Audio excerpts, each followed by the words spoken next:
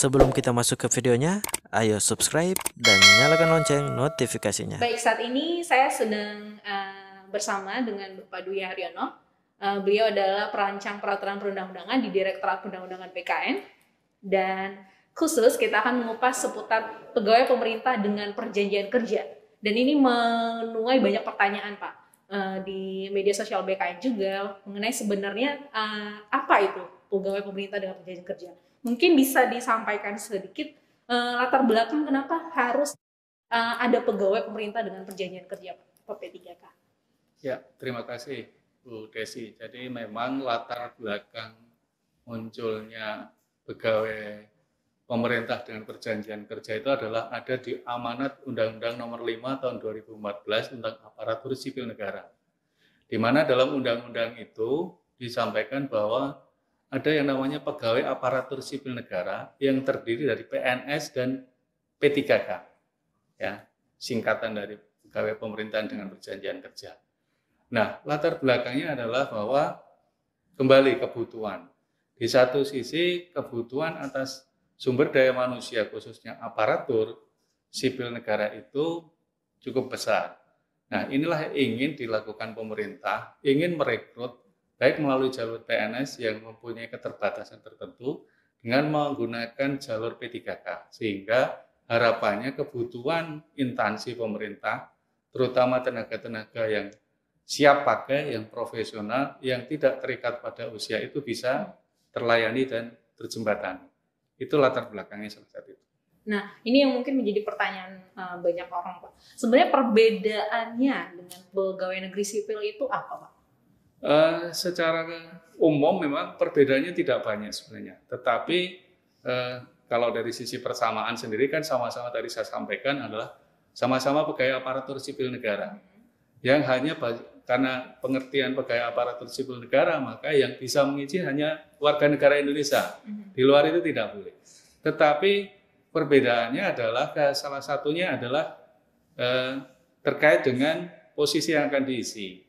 Bahwa untuk PNS itu dia memang diangkat untuk menduduki suatu jabatan pemerintah. Nah, P3K itu juga akan mengisi jabatan pemerintah, tetapi posisinya adalah dalam rangka menjalankan fungsi dan tugas pemerintah. Jadi dia tidak posisinya duduk dalam jabatan dalam pengertian bahwa dia akan mempunyai karir segala itu tidak. Itulah perbedaannya. Kemudian perbedaan yang lainnya adalah terkait juga dengan hal yang krusial adalah karena ini sifatnya semacam percepatan untuk memenuhi kebutuhan dari pegawai ASN, maka posisi pengangkatannya pun mekanismenya juga beda. Kalau PNS ada yang namanya masa percobaan selama 1 tahun. Yang dimaknai adalah di situ yang bersangkutan akan dilakukan atau dilatih dengan pelatihan dasar untuk bisa siap dalam jabatan itu. Tetapi kalau P3K, yang bersangkutan itu justru langsung diangkat dalam jabatan itu, tanpa melalui masa percobaan. Karena tadi, mereka memang diharapkan betul-betul sudah profesional, sudah betul-betul sudah kompeten dalam jabatan yang diisi oleh yang bersangkutan. Itulah yang perbedaan yang sebenarnya justru kalau saya lihat itu justru menunjukkan keuntungannya kalau kita masuk lewat jalur P3K. Ya. Karena apa?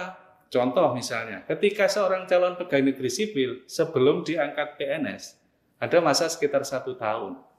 Dia hanya akan diberikan gaji 80%. Sedangkan P3K, begitu yang bersangkutan diangkat menjadi P3K, maka akan dibayar 100% gaji pokoknya. Itu salah satu justru kalau memang itu perbedaan, tetapi justru itu menunjukkan keuntungannya kalau kita masuk lewat jalur P3K. Nah, mungkin peruntukan jabatan yang dapat diisi oleh P3K ini mungkin bedanya dengan pegawai negeri sipil ini apa? Nah, perbedaannya tadi saya sampaikan, tidak ada 3 klaster jabatan yang bisa diisi oleh P3K. Yang klaster pertama itu adalah jabatan fungsional tertentu atau kemudian juga jabatan pimpinan tinggi. Jadi jabatan pimpinan tinggi khususnya untuk utama dan madya itu bisa diisi P3K. Tanpa harus mulai dari start nol sebagai calon PNS. Bayangkan kalau seorang PNS ingin duduk di jabatan pimpinan tinggi, dia harus mulai start dari bawah. Tapi P3K tidak. P3K justru bisa melamar langsung ke jabatan pimpinan tinggi itu. Kemudian klaster ketiga itu yang saat ini belum ada adalah ada ruang nanti ada jabatan-jabatan yang ditetapkan oleh Kementerian PAN yang dapat diisi P3K untuk mengisi jabatan-jabatan yang bukan jabatan struktural, tetapi menjalankan fungsi manajemen pemerintahan. Nah, ini ada 3 klaster. Nah, klaster yang pertama tadi yang jabatan fungsional, ini sudah ada Peraturan Presiden Nomor 38 Tahun 2020. Dari sekitar 240 lebih jabatan fungsional, di Peraturan Presiden Nomor 38 Tahun 2020 itu ada 147 jabatan fungsional yang bisa diisi oleh P3K. Ya, dan memang ini memang perbedaan dengan PNS, tetapi kembali bahwa ada keuntungan justru kalau kita posisinya bisa, ibarat kita bisa percepatan untuk duduk dalam suatu jabatan. Ya, bayangkan kalau misalnya seorang calon PNS untuk diangkat dalam jabatan fungsional saja, dia harus melalui proses calon PNS. Kemudian baru diangkat dalam jabatan fungsional ini. Kalau P3K tidak, P3K itu justru begitu mereka melamar misalnya jabatan fungsional guru, begitu diangkat, dia sudah langsung ke posisi guru. Ya, tidak, bahkan sudah bisa diberikan tunjangan fungsionalnya kalau memang dia sudah memenuhi persyaratan.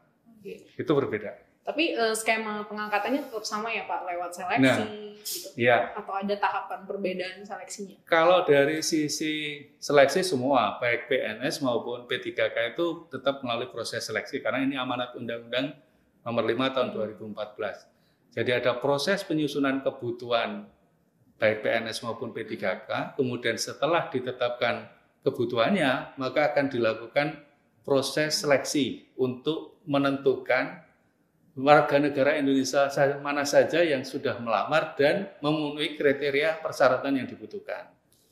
Nah, perbedaannya adalah ketika kita misalnya melamar sebagai P3K, begitu kita dinyatakan lulus, maka akan ditetapkan SK pengangkatan calon P3K.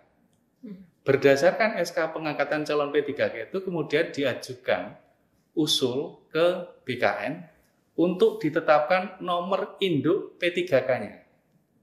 Nah, setelah yang bersangkutan ditetapkan nomor induk P3K-nya, maka PPK atau pejabat pembina kepegawaian, baik gubernur, bupati, wali kota, atau menteri, atau pimpinan lembaga non-kementerian, bisa menetapkan SK pengangkatan P3K yang bersangkutan. Dan setelah itu yang bersangkutan bisa bekerja, ya, bekerja dan menerima penghasilan. Nah, ngomongin penghasilan nih, ini salah satu mungkin yang jadi pertanyaan itu adalah hak-hak kepegawaiannya. Nah, kan kita tahu pegawai negeri sipil beberapa sejumlah hak kepegawaiannya ada. Nah, itu sama nggak ini dengan yang akan dimiliki oleh P3K? Ya, menarik kalau kita bicara penghasilan kan semua orang tentu bekerja orientasinya akan penghasilan ya. Take home dia, pay home-nya dia berapa. Nah, ini yang menarik. P3K itu memang dia di amanat Undang-Undang Nomor 5 Tahun 2014 maupun di PP 49 Tahun 2018 terkait dengan manajemen P3K mempunyai terkait dengan hak-hak selain gaji, yang bersangkutan juga dapat cuti, kemudian yang bersangkutan juga bisa mengikuti pengembangan kompetensi. Kalau mereka punya kinerja yang baik, yang bersangkutan itu juga akan mendapat penghargaan. Penghargaannya sama dengan penghargaan yang diterimakan PNS. Kemudian yang bersangkutan juga punya jaminan. Jaminan apa? Jaminan hari tua, jaminan kesehatan, jaminan kecelakaan kerja, termasuk juga jaminan kematian, dan bantuan hukum. Perbedaannya, bantuan hukum ini adalah dalam pengertian bahwa selama yang bersangkutan melaksanakan tugas jabatannya, kemudian ada masalah hukum, maka yang bersangkutan berhak dibantu oleh pemerintah. Nah, mungkin yang menjadi perbedaan yang selama ini jadi pertanyaan adalah terkait pensiun. Tetapi amanat di undang-undang maupun di PP ke depan tetap akan diatur terkait dengan jaminan hari tua tadi. Karena apa? Sama-sama kalau di PNS itu ada yang namanya regulasi Undang-Undang 11 tahun 1969 yang mengatur pensiun PNS. Bahwa pegawai negeri yang telah memberikan jasa akan diberikan kontribusi yang namanya pensiun. Maka harapannya juga pemerintah ke depan itu ingin mereka yang juga sudah berjasa itu diberikan jaminan juga, walaupun bentuknya memang masih dalam format yang dicari. Karena permasalahannya adalah P3K ini kan kontraknya beda-beda. Ada yang dikontrak 1 tahun, ada yang 5 tahun, bahkan bisa diperpanjang. Nah ini yang perlu ada formula khusus yang diatur oleh pemerintah. Tetapi amanat di ketentuannya bahwa diharapkan mereka juga ada jaminan tersendiri untuk ibaratnya menghargai kinerja yang sudah diberikan kepada negara. Oh, jadi penghargaan yang ketika mereka mengakhiri masa jabatannya ini masih belum digarap lagi ya Pak ya. Nah tadi menyambung soal penggajian. Nah ini mungkin jadi pertanyaan juga ketika mereka P3K di suatu instansi. Nah ini penggajiannya di masing-masing daerahnya kah atau terpusat nih dikelola oleh pemerintah pusat? Ya. Jadi kita merujuk di Peraturan Presiden Nomor 98 Tahun 2020 tentang penggajian bagi P3K. Di sana diatur bahwa untuk P3K yang berada pada instansi pusat, maka pembayaran penghasilannya menjadi beban APBN. Sedangkan untuk P3K yang berada di daerah, yang artinya yang bekerja untuk instansi pemerintah daerah, maka beban penghasilannya dibebankan pada APBD. Itu sudah ada di ketentuan di di Peraturan Presiden Nomor 98 Tahun 2020. Termasuk di situ diatur juga besarannya. Jadi ada mekanisme pembayarannya, ada mekanisme bayaran, kemudian berapa besaran yang diterimakan setiap P3K.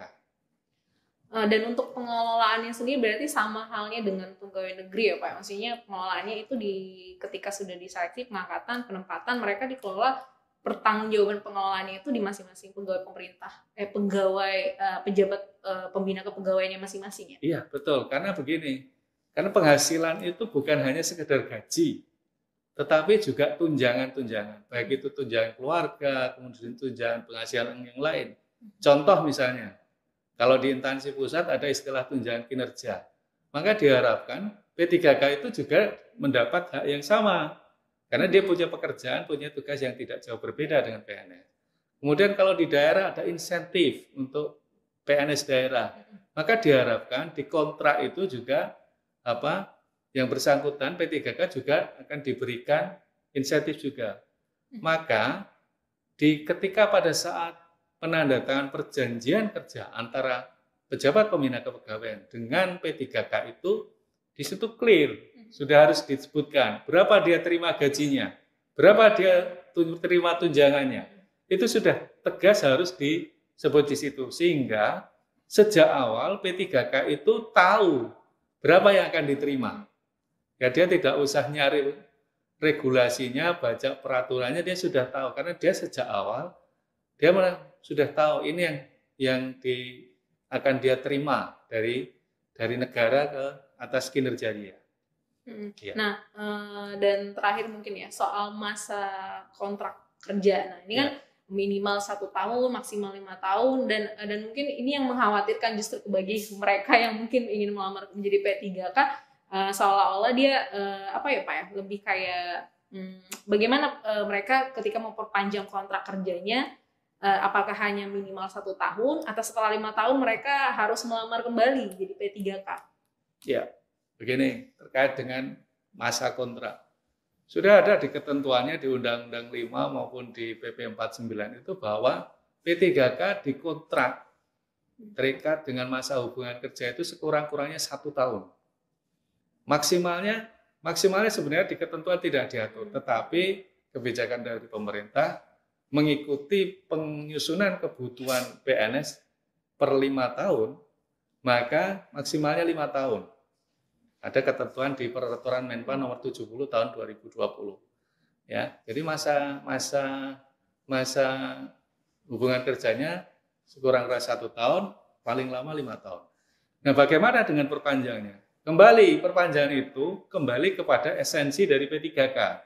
P3K itu direkrut adalah untuk memenuhi kebutuhan sumber daya manusia di instansi pemerintah. Ya, artinya kalau memang instansi pemerintah masih membutuhkan yang bersangkutan, maka instansi pemerintah bisa memperpanjang. Nah, bagi P3K sendiri tentu saja juga tidak hanya sekedar kebutuhan yang akan diisi, tetapi juga kinerjanya. Ketika kinerjanya baik, tentu pemerintah, pejabat pembina kepegawaiannya ingin mempertahankan, maka dia bisa diperpanjang. Nah, permasalahannya tadi yang ditanyakan adalah, apakah mulai proses seleksi? Sebenarnya tidak. Proses seleksi itu kalau yang bersangkutan kemudian melamar atau ingin pindah ke jabatan lain atau pindah unit kerja. Karena tidak ada istilah mutasi P3K. Mereka sejak awal melamar untuk mengisi jabatan tertentu di unit kerja tertentu. Sehingga ketika mereka pindah jabatan, maka mereka harus melalui proses seleksi lagi. Karena jabatan yang dilamar beda. Nah, itulah ya. Itu terkait dengan mekanisme perpanjangannya. Jadi kembali kinerjanya bagaimana? Kemudian kebutuhan dari sisi instansi pemerintah, kebutuhannya seperti apa? Ya, contoh saya gambarkan misalnya pemerintah punya proyek misalnya bangun jalan tol. Diprediksi pembangunan jalan tol itu 4 tahun selesai. Maka direkrut misalnya arsiteknya atau dari teknik sipilnya untuk insinyur untuk ngisi misalnya dia teknisi jembatannya. Mau membuat jembatannya seperti apa? Direkrut. Begitu sudah selesai proyeknya 4 tahun, sebenarnya kan sudah selesai. Kebutuhan pemerintah sudah selesai, dia sudah tidak butuh tenaga itu lagi. Tetapi kalau misalnya kemudian ternyata ada proyek yang lain, ya, yang masih di bawah instansi itu, sebenarnya pemerintah bisa saja memperpanjang. Tetapi kalau sudah tidak dalam jabatan tadi teknisi jembatan, dia mau ke jabatan lain harus tetap proses seleksi. Seperti itu, ya. Tapi kembali kalau teknisi jembatannya kinerjanya juga tidak beres, baru bangun aja jembatannya sudah ambrol, tentu pemerintah juga pikir-pikir akan memperpanjang, tunggu dulu. Ya, itulah. Nah, mungkin kalau yang ini, kalau misalnya nih, saya P3K, lalu masa kontrak saya sudah selesai. Nah, saya bisa melamar jadi CPNS nggak? Nah, ini yang pertanyaan yang sering. Kalau sudah selesai. Sama, kalau melamar itu boleh, tetapi kembali ketentuannya. Jadi regulasi yang mengatur pengangkatan atau pengadaan calon pegawai negeri sipil itu, bahwa usia serendah-rendahnya 18 tahun, setinggi-tingginya 35 tahun. Kecuali untuk 4 jabatan, ada dokter, kemudian peneliti, dokter pendidik klinis, satunya lagi saya agak lupa, kalau nggak salah rekayasa. Itu dia bisa sampai usia 40 tahun. Di luar 4 jabatan itu ada peraturan presiden yang mengatur, ya, itu tidak bisa, maksimal 35 tahun. Tetapi kalau tetap ingin jadi P3K, dia tidak terbatas usia, karena ketentuannya serendah-rendahnya untuk melamar P3K itu usianya 20 tahun. Jadi bisa saja kalau dia sudah misalnya selesai P3K, dia usianya dia dikontrak 5 tahun, ya. Padahal dulu waktu diangkat P3K usia 33 tahun, begitu dia selesai kan dia sudah usianya 38 tahun. Kalau dia melamar CPNS tentu nggak bisa, karena dia usianya sudah di atas 35. Tetapi ruang untuk dia melamar P3K masih bisa. Artinya dia masih bisa melamar sebagai pegawai aparatur sipil negara. Berarti ketika masa kontraknya habis, ya P3K yang bersangkutan sebenarnya bisa melamar lagi ke, misalnya kalau dia ingin melamar ke instansi yang berbeda, misalnya. Karena kadang orang bekerja itu begitu sudah masuk di satu unit, ternyata bukan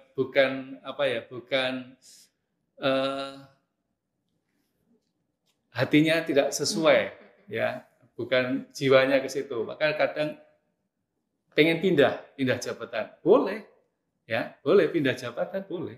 Tapi dia harus tetap melalui proses seleksi, karena memang amanatnya di undang-undang pengadaan pegawai aparatur sipil negara itu tetap melalui proses seleksi. Oke. Ya. Mungkin sebagai penutup Pak, kita bisa katakan PNS dan P3K itu sebenarnya sama, setara. Ya. Mereka sama-sama aparatur sipil negara, hanya ada perbedaan mungkin di unsur-unsur hak kepegawaiannya, mungkin pengaturan skema kerjanya antara PNS dan P3K mungkin bisa disimpulkan ke kita garis besar pengelolaan perbedaan P3K dan PNS. Ya, tadi memang hampir sama, saya bilang tidak bisa 100% sama. Contoh misalnya hak cuti, ya, hak cuti P3K itu sama, dia dapat hak cuti tahunan, dapat hak cuti sakit, hak cuti melahirkan, tetapi dia tidak punya hak cuti di luar tanggungan negara. Karena apa? Karena hak cuti tanggungan negara itu bisa diberikan selama 3 tahun. Nah, bisa dibayangkan kalau misalnya P3K dikontrak 1 tahun, tapi dia minta cutinya 3 tahun. Nah, itu makanya tadi saya sampaikan tidak bisa 100% sama. Ada beberapa hal yang agak beda. Tetapi bukan kemudian itu mengurangi bahwa yang bersangkutan tidak punya hak. Tetap dia punya hak. Ya, hak cutinya masih ada. Ya, pengembangan karir yang walaupun dia hanya dikontrak 1 tahun, itu tetap pemerintah punya kewajiban mengembangkan karir, bukan pengembangan karir, pengembangan kompetensi, pengembangan kompetensi. Karena apa? Ketika seorang P3K dia ditingkatkan kompetensinya, sebenarnya yang untung itu siapa? P3K atau pemerintah? Tentu pemerintah, karena dia selain sudah punya tenaga yang tadi direkrut sejak awal sudah punya kompetensi, kemudian ditingkatkan kompetensi, performanya yang meningkat bukan hanya performanya dari P3K, justru performance unit kerja, performance dari instansi pemerintah yang bersangkutan, itu juga akan secara signifikan akan meningkat. Itulah maka diberikan kewajiban pada pemerintah untuk itu. Jadi intinya jangan ragu untuk menjadi P3K ya Pak. Iya. Karena seluruh unsur-unsur kepegawaiannya bisa dikatakan kurang lebih sama dengan PNS walaupun memang ada perbedaan di skema kerjanya, kontrak kerjanya, seperti itu. Baik, terima kasih Pak Dwi Haryono untuk waktu dan kesempatannya. Semoga apa yang kita obrolin di BKN Talk Kupas P3K kali